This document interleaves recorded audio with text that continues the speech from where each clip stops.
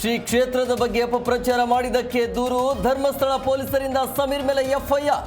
ಪೊಲೀಸರಿಗೆ ಸಿಗದ YouTuber S K.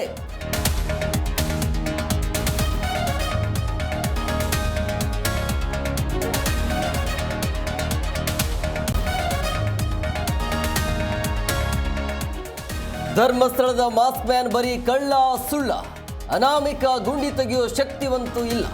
ದೂರುದಾರನ ಹಿನ್ನೆಲೆ ಬಿಚ್ಚಿಟ್ಟ ಮಂಡ್ಯ ಗ್ರಾಮಸ್ಥರು.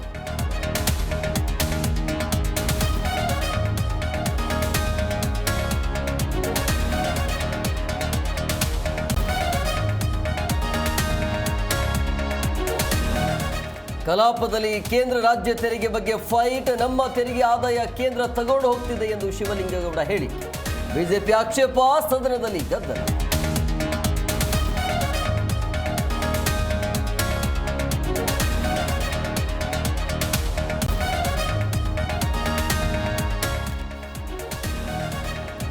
ಪಿಒಪಿ ಗಣೇಶ ಮೂರ್ತಿ ತಯಾರಿಕೆ ಮಾರಾಟ ನಿಷೇಧ.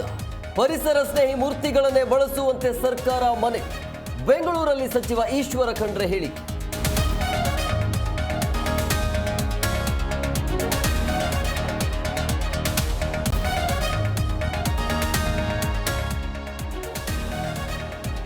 ವಿಷ್ಣು ಸರ್ಗೆ ಸಲ್ಲಬೇಕಾದ ಗೌರವ ಸಲ್ಲುತ್ತಿದೆ.